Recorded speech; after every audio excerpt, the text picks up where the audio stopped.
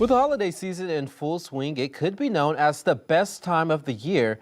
But for many people, the holidays can bring sadness instead of joy. 5 News reporter Rachel Williams shows us how you can manage your holiday blues.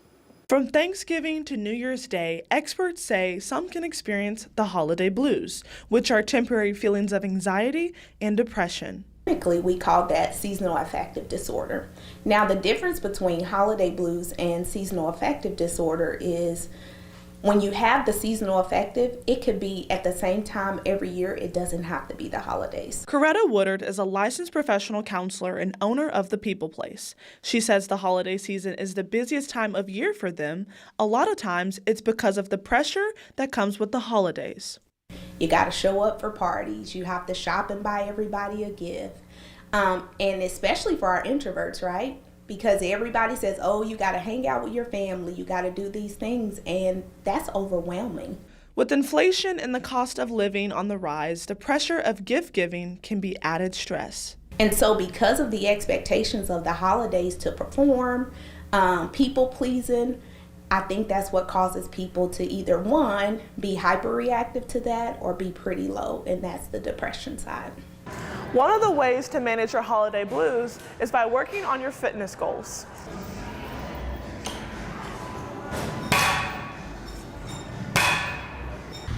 Or get some fresh air and take a walk.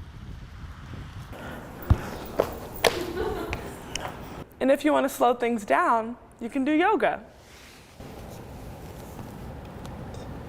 I think that meditation is a really good way of dealing with your holiday blues, being able to focus and quiet your body. Joy McGowan, an expert in meditation, says focusing on the present is one way of managing stress. I think sometimes people think that meditation means I have to have a really quiet mind and not have any thoughts in my head when I'm trying to breathe and focus on something, but that's not it.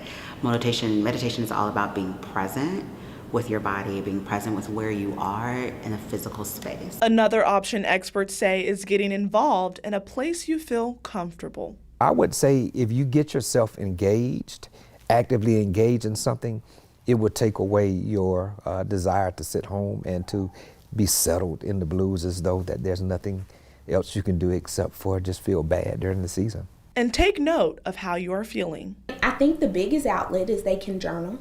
You know, whatever feelings that they're having, they can write them down. Everybody pretty much has access to pen and paper. And sometimes the things that we're carrying inside of us are more toxic, but it actually relieves it when we can get it out. So maybe getting some pencil and paper and writing down what you're feeling. If you recognize you're feeling unhappy this holiday season, Woodard suggests a few things you should avoid. Some of the things you want to avoid is you want to limit your alcohol intake because alcohol could be a depressant for some people. And so you want to limit that. We want to avoid that overeating because I don't know if you're like me, I experience food and it's amazing, but we want to avoid that overeating. You also want to avoid being around toxic people that bring you down and people that aren't making you feel better. Covering news where you live, Rachel Williams, 5 News.